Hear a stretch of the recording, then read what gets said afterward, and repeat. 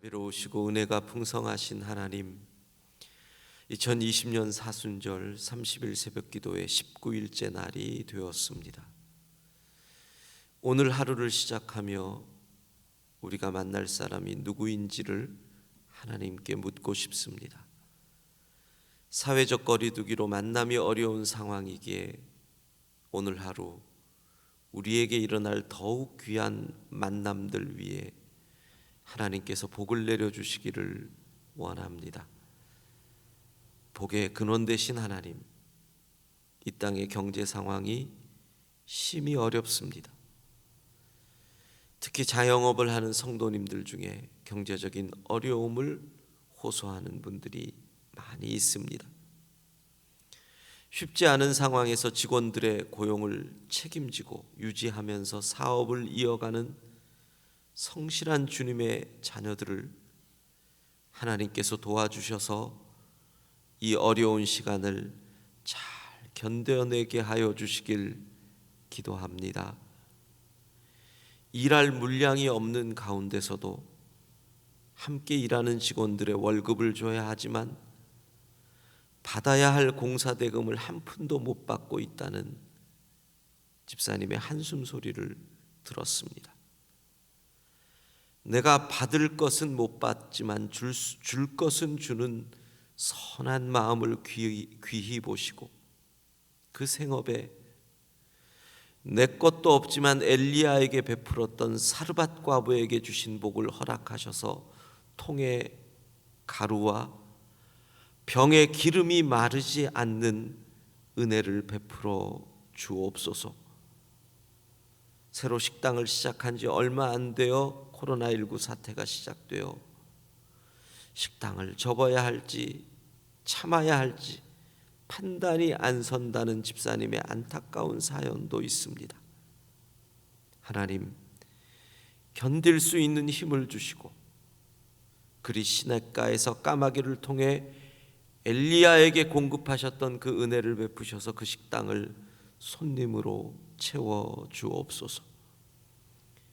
매출이 절반으로 떨어진 기업, 하던 일이 끊어져서 멍하게 하루를 보낸다는 성도들, 직장에서 곧 감원의 바람이 불 것 같다고 두려워하는 주의 백성들, 자녀들이 자라고 여러 가지 경제적 필요가 늘어가는데 어찌해야 할지 근심하는 가장들, 하나님, 이들에게 세상을 섬기고 가정을 돌볼 수 있는 기회와 능력을 주시기를 소망합니다.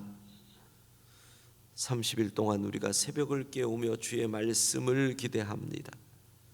오늘도 우리에게 말씀하여 주시고 말씀을 듣는 중에 주님의 뜻을 이루소서라는 결단의 고백이 저절로 입에서 나오게 하여 주옵소서.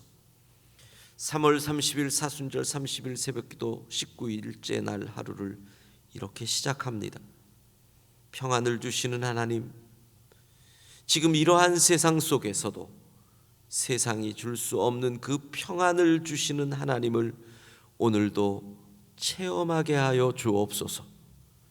우리를 사랑하시되 끝까지 사랑하시는 예수님의 이름으로 기도합니다.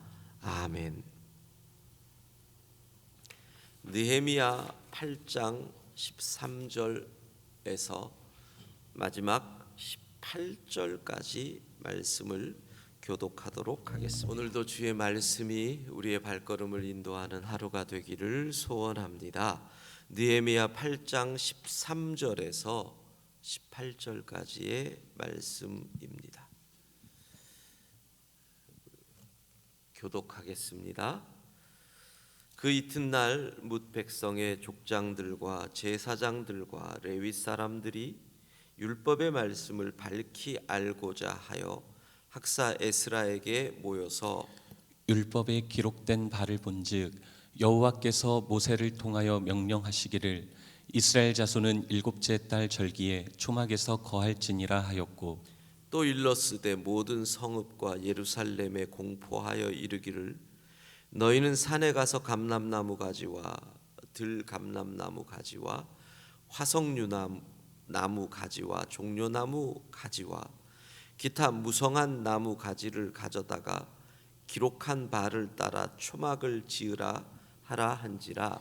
백성이 이에 나가서 나뭇가지를 가져다가 혹은 지붕 위에 혹은 뜰 안에 혹은 하나님의 전뜰에 혹은 숨은 광장에 혹은 에브라임 문 광장에 초막을 짓되 사로잡혔다가 돌아온 회중이 다 초막을 짓고 그 안에서 거하니 눈의 아들 여호수아 때로부터 그날까지 이스라엘 자손이 이같이 행한 일이 없었으므로 이에 크게 기뻐하며 에스라는 첫날부터 끝날까지 날마다 하나님의 율법책을 낭독하고 우리가 이레 동안 절기를 지키고 여덟째 날에 규례를 따라 성회를 열었느니라.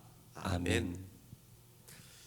지난 토요일 우리는 느헤미야 8장의 앞부분을 통해서 예배자의 자세를 배웠습니다. 귀를 기울인다. 여호와의 율법에 귀를 기울였다. 이 말의 의미가 신비에 새겼다. 이런 뜻이죠. 율법을 낭독하고 레위인들은 해석을 해주는 설교가 나오고 그 말씀이 선포될 때 다 울었다라는 표현. 말씀을 들었을 때, 하나님의 말씀을 들었을 때 다 울었더라. 통곡해본 경험이 있느냐라는 질문도 했습니다. 자, 그랬는데 우리가 8장 10절을 보면 아주 유명한 한 구절이 있습니다. 여호와로 인하여 기뻐하는 것이 너희의 힘이니라. 예전에는 여호와의 기쁨이 너희의 힘이다. 그리고 그 찬양도 있죠. 우리가 잘 아는 주님의 기쁨이 나의 힘이라고 하는 찬양도 있습니다. 이렇게 생각하면 됩니다. 우리의 삶에서 돈으로 인하여 기뻐하는 힘으로 살아가는 사람들이 있잖아요. 예를 들어서 내가 갑자기 부동산을 값이 올라서 팔아서 몇 억을 벌었다. 요즘 같은 장이지만 주식으로 몇 억을 벌었다. 그러면 기쁘죠. 돈을 몇 억을 벌면 기쁘죠.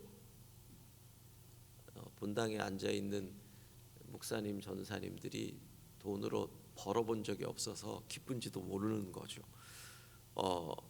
기쁘죠. 왜 기쁘겠어요? 든든하잖아요. 내가 먹고 싶은 거 사 먹을 수 있고, 내가 사고 싶은 거 살 수 있고, 든든해요. 힘이 생기잖아요. 기쁨이 힘이 되는 거죠. 그러니까 어리석은 부자가 추수를 많이 해서 창고를 채우고 뭐라고 얘기를 합니까? 기쁨 가운데서 이제 여러 해 먹을 거 다 준비됐으니까 안심하고 쉬면서 먹으면서 즐기자. 세상은 돈으로 인하여 기뻐하는 것이 나의 힘이다. 이렇게 얘기를 합니다. 그런데 오늘 성경은 주님의 기쁨이 나의 힘이다.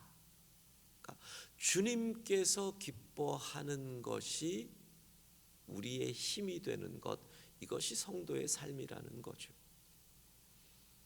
주님께서 기뻐하는 일이 실제로 우리에게 힘이 됩니다. 신명기 28장을 보면 이 복과 저주의 말씀이 나오잖아요. 너가 여호와의 말씀을 듣고 지키면, 순종하면 하나님이 복을 주신다. 우리가 하나님의 말씀을 순종하면 하나님이 기뻐하시죠. 복을 주셔요. 그 복이 우리에게 힘이 되는 거죠. 들어올 때도 나갈 때도 복을 받을 것이고 내 밥그릇에도 복을 줄 것이고 너의 대적이 한 길로 왔다가 7길로 도망갈 것이고 이 복이 다 뭐예요? 하나님이 주시는 복이 곧 우리의 힘이 되는 것입니다. 그래서 여호와로 인하여 기뻐하는 것이 너희의 힘이다. 주님으로 인하여 기뻐하는 그 힘, 그래서 주께서 주시는 그 힘으로 성도는 살아가는 것이죠. 자, 오늘 본문 13절을 보면 7월 초하루 나팔절을 지나고 그 이튿날에 족장과 제사장과 레위인들이 에스라에게 와서 이렇게 얘기합니다.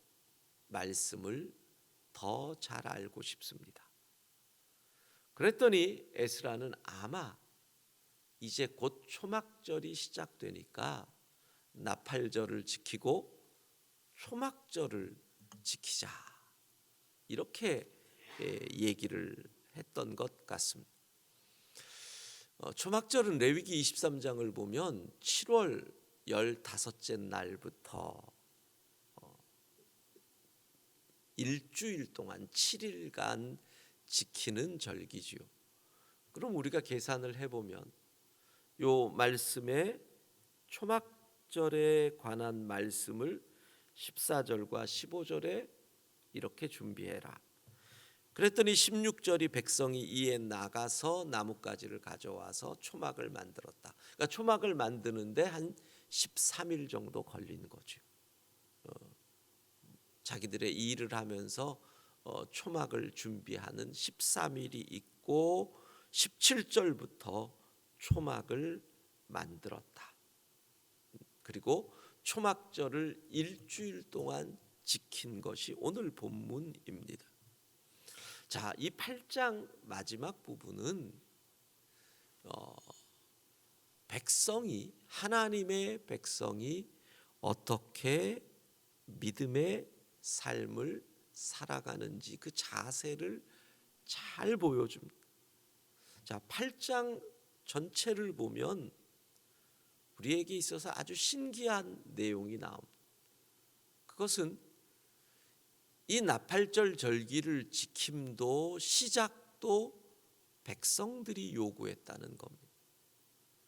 백성들이 8장에 보면 1절에 에스라에게 모세의 율법책을 가져오기를 청하매 가르쳐 주십시오. 그런데 초막절도 마찬가지래요. 백성의 지도자들이 나와서 학사 에스라에게 율법의 말씀을 밝히 알고자 하여 첫 번째 하나님 나라의 백성에게 중요한 것 자발성이라는 겁니다. 알고 싶습니다. 억지로가 아닙니다. 시켜서가 아닙니다. 할 수 없어서가 아닙니다. 무엇 할 게 없나요? 이거 시켜주세요. 내가 이거 하고 싶습니다. 이스라엘 백성에게서 배웁니다. 첫 번째 자발성. 두 번째는 8장 1절에서부터 18절까지 가장 많이 나오는 말이 모든 백성 그리고 다 깨닫고, 그러니까 all 모두 다, 이게 8장 1절부터 18절까지 13번이 나와요. 하나였다는 겁니다. 하나. 이 초막절이 가지고 있는 의미가 아주 중요한 의미가 있습니다. 물론 가장 근본적인 의미는 초막절을 지킨다는 것은 광야에서 초막으로 살았던 그들 조상들의 삶을 자기들이 재현하면서 광야 40년 동안 이끄신 하나님을 다시 찾고 은혜를 고백하는 절기인데, 이 초막절의 의미의 중요한 것이 나뭇가지로 얼기설기 집을 만듭니다. 그리고 그 초막에서 누워 있으면 하늘이 보입니다.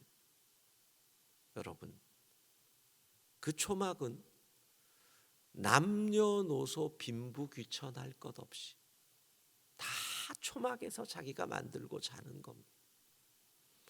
고관이라고 큰 초막에 자는 게 아닙니다. 나뭇가지로 만들었는데 뭐 얼마나 잘 짓겠습니까?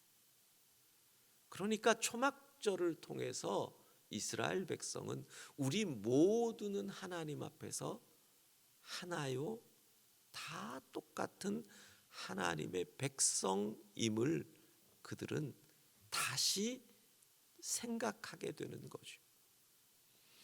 이 느헤미야 8장은 모두가 하나다, 이것을 우리에게, 한 마음이었다, 이것을 우리에게, 하나님 나라의 백성은 모두가 하나이고 한 마음이다, 이걸 알려줍니다. 그러면서 이 느헤미야 8장이 가지고 있는 중요한 한 가지의 의미가 또 있습니다. 일반적으로 솔로몬의 성전을 준공하고 나서 솔로몬이 드린 엄청난 제사를 우리는 알고 있습니다. 양과 소를 무지무지 잡습니다.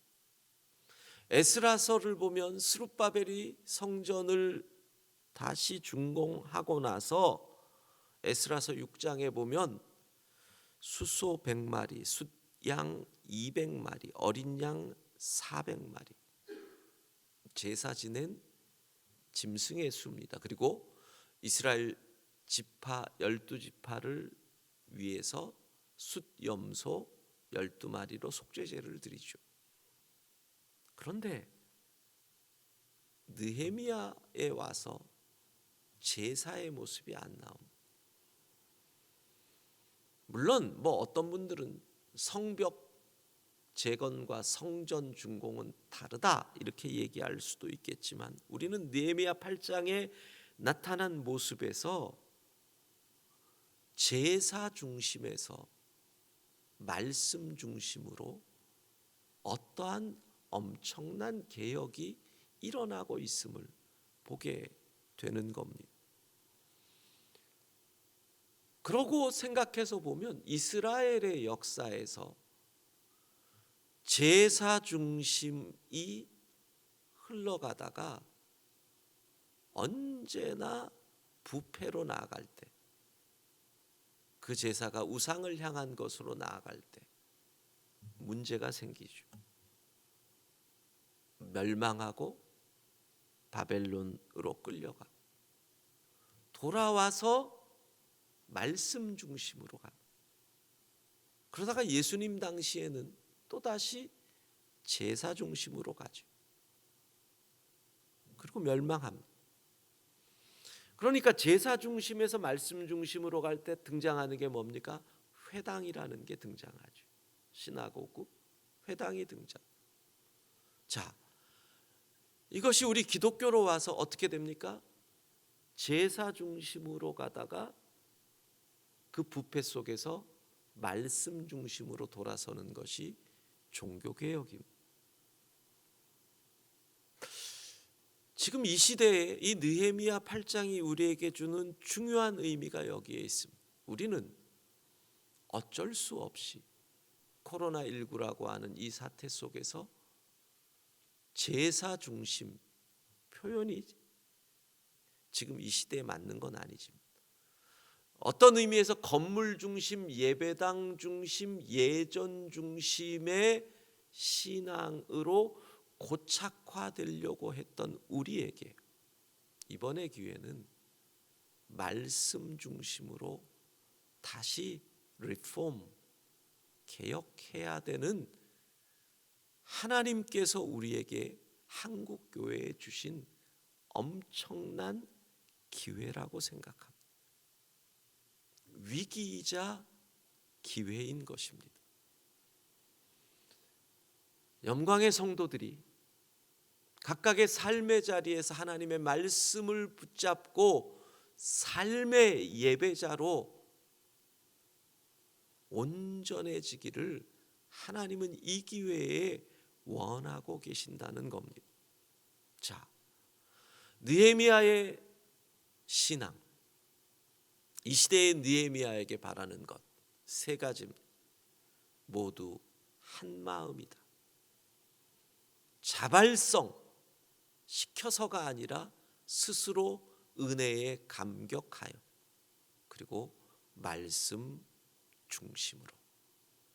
이 하나님 나라의 백성으로 오늘 하루도 우리의 삶의 자리에서 승리할 수 있기를 바랍니다.